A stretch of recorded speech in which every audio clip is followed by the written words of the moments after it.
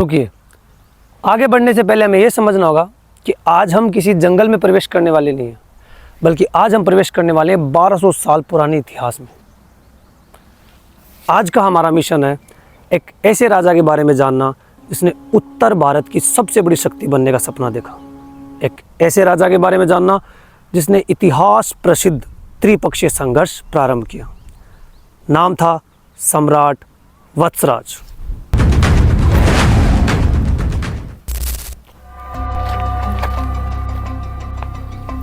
किताबों में मिलने वाले इतिहास को हम किताबों से नहीं बल्कि एक यात्रा से सीखेंगे।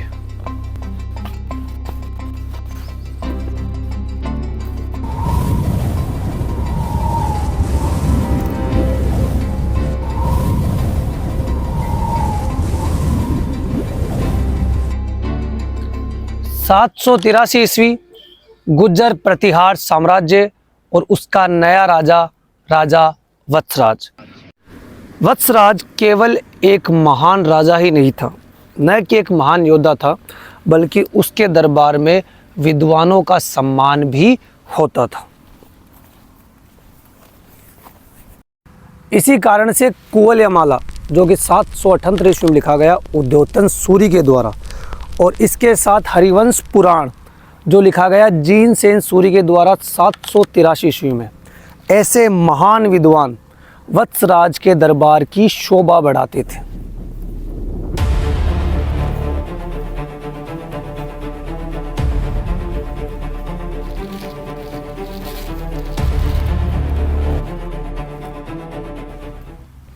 लोगों में धर्म के आधार पर कोई भेदभाव ना हो, राज्य के सभी लोग सभी धर्मों का सम्मान करें, इसके लिए वत्सराज ने खुद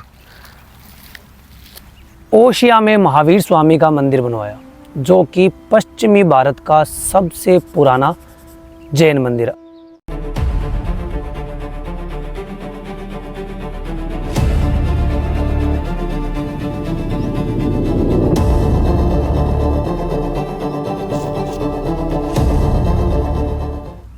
इसकी शक्ति का अंदाज़ा आप इसी बात से लगा सकते हैं कि पृथ्वीराज विजय के लेखक जयानक ये बताते हैं कि दुर्लभराज चौहान इनके सामंत थे, और इनके साथ साथ ही मंडोर के प्रतिहार भी इनके ही सामंत थे।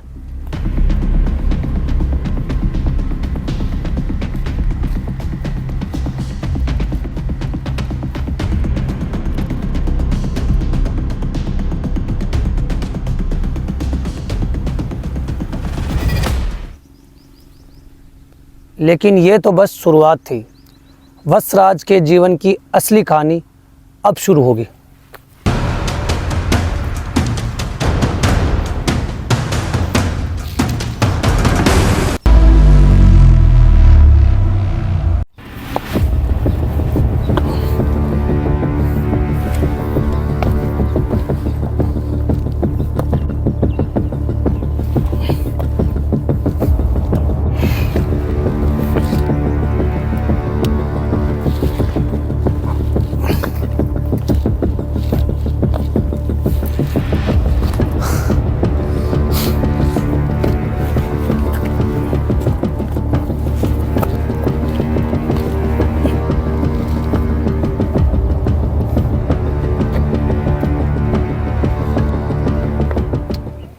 ये पत्थर फिसलन से भरे पड़े हैं, इन पर चढ़ना मौत को दावत देना जैसा है।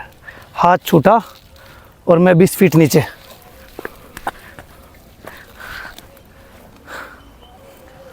हर राजा तलवार से महान नहीं बनता, बल्कि राजा महान बनता है अपने लिए गए फैसलों से। वत्सराज के पास सेना थी, सम्मान था और विद्वान थे, लेकिन एक चीज़ जो हर राजा चाहता है वो अभी भी उसके पास नहीं थी, वो थी उत्तर भारत का ताज।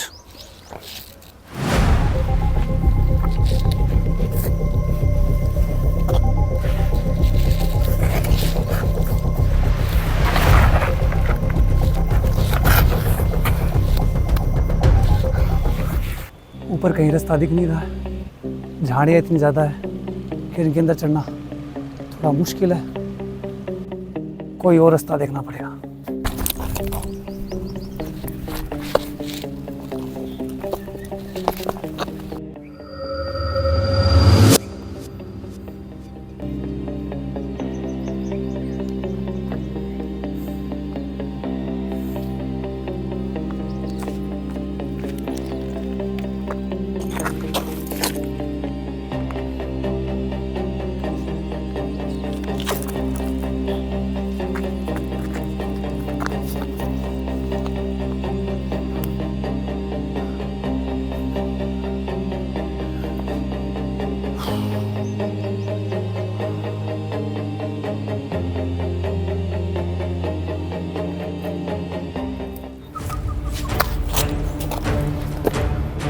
ये काम कर तो रहा हूँ मैं बिना किसी सपोर्ट, बिना किसी रस्सी के,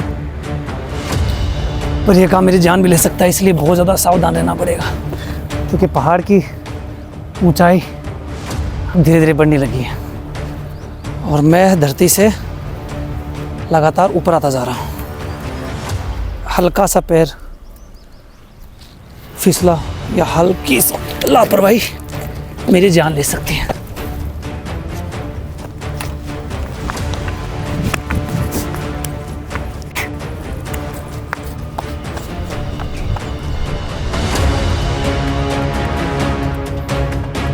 उस समय जो कन्नौज प्रशासन करता वही उत्तर भारत का सबसे शक्तिशाली राजा कहलाता।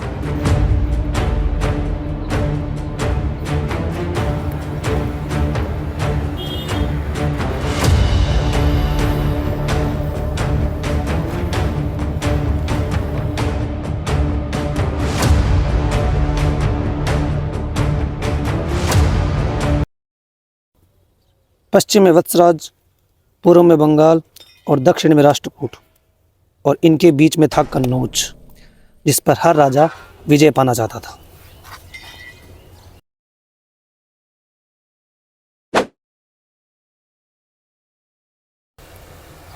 अगर वत्सराज को इतिहास बदलना है तो उसे कन्नौज जीतना ही पड़ेगा, और यहीं से शुरू होगा त्रिपक्षीय संघर्ष।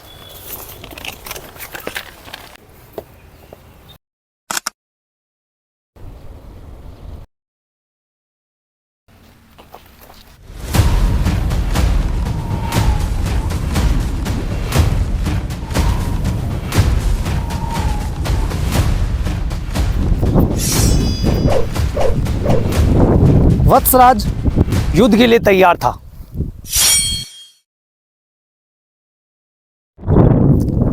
यह त्रिपक्षीय संघर्ष की पहली लड़ाई थी।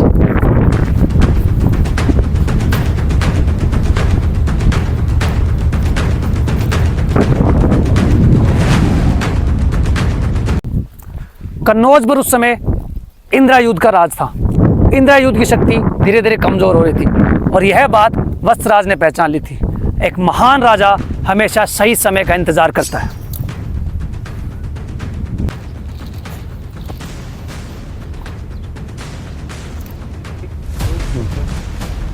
कल्पना कीजिए, एक और गुर्जर प्रतिहार की सेना और दूसरी ओर कन्नौज की सेना। हजारों सैनिक, रणभेरी और एक ही लक्ष्य, विजय।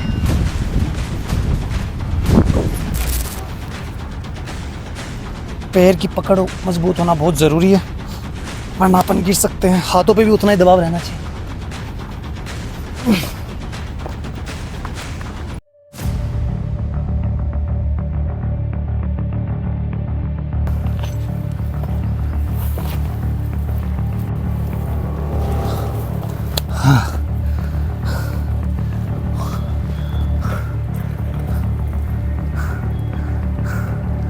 और हमने कैसे तैसे करके ये घास वाला जो मैदान था ये पार कर लिया।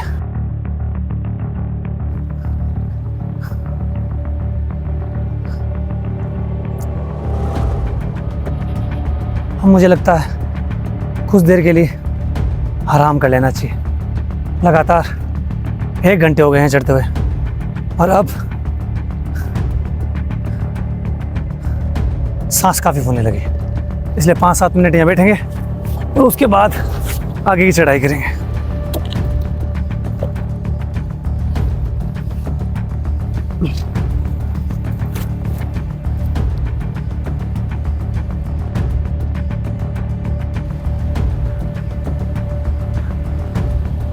पाँच से 10 मिनट का रेस्ट हो गया है। इससे ज़्यादा रेस्ट हम ले नहीं सकते कि काम में भी काफ़ी पड़ा है। अभी तो पहाड़ पड़ा है आधा।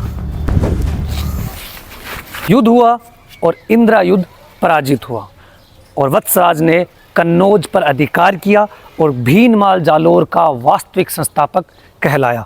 लेकिन हर एक नई जीत एक नए बड़े दुश्मन को जन्म देती है।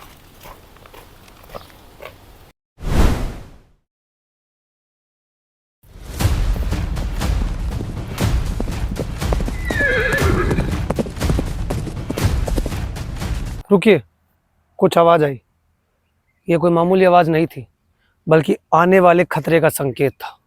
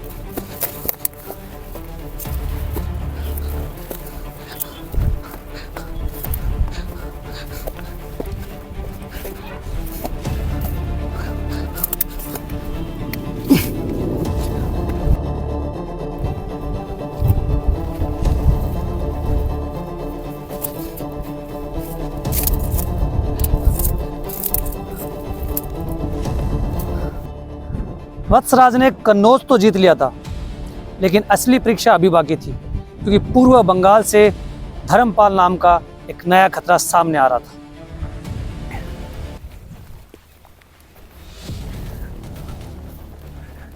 यहाँ पर गड्ढे तो हो रखे हैं, लेकिन पानी पीने के लिए कोई जगह नहीं है। और इसको देखकर ऐसा लगता है कि यहाँ पर किसी ने बहुत समय पहले पानी इकट्ठा हो इसके लिए निर्माण भी करवाया है, जिसके लिए यहाँ पर ये बहुत पुराना, आप देख सकते हो, पत्थरों का बना हुआ सड़क टाइप से है या कुआं है, वो तो हमें पास जाने के बाद ही पता चलेगा। हम थोड़ा सा आगे बढ़ते हैं और मैं ये भी देखने का प्रयास कर रहा हूँ कि साथ में यहाँ पर कोई खतरा ना हो, वरना हमारी दिक्कत हो सकती है। यहाँ फिसलन ज़्यादा होती है, तो पैर रखने का भी ध्यान रखना पड़ेगा। और इसके अंदर अपन देखते हैं तो इसके अंदर ये एक कुआं टाइप से बनाया गया था, और अगर आप गौर से देखेंगे तो इसके ऊपर वैसे चलना नहीं चाहिए अपने को, इसलिए अपन चलेंगे नहीं। अगर आप गौर से देखें तो इसके अंदर आपको एक जीव दिखेगा।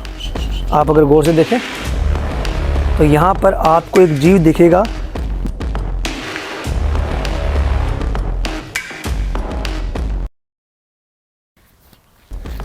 अगर आप गौर से नीचे देखेंगे तो यहाँ पर आपको एक जीव दिखेगा, जिसके मरने का एकमात्र कारण जो मुझे लग रहा है और मुझे श्योर है कि वो इसके पास भाग कर आया होगा, इसको रात के टाइम दिखा नहीं होगा। और जहाँ तक इसको देख के पता चलता है ये या तो कोई गाय है या कोई जंगली रोज बोलते इसको वो है। तो जब वो यहाँ आया होगा रात के समय तो वो इस चीज़ को पहचान नहीं पाया होगा, इस कुएँ को पहचान नहीं पाया, इस गड्ढे में गिर गया। इसमें निश्चित रूप से उसकी हड्डी टूट गई होगी, वो बाहर निकल नहीं पाया और धीरे धीरे तड़प तड़प के बेचारा मर गया। इसके लिए दुख है, लेकिन हम यहाँ पर ज़्यादा देर नहीं रुकेंगे, क्योंकि ये स्थिति मैं अपनी नहीं चाहता हूँ, इसलिए मैं आगे बढ़ूँगा।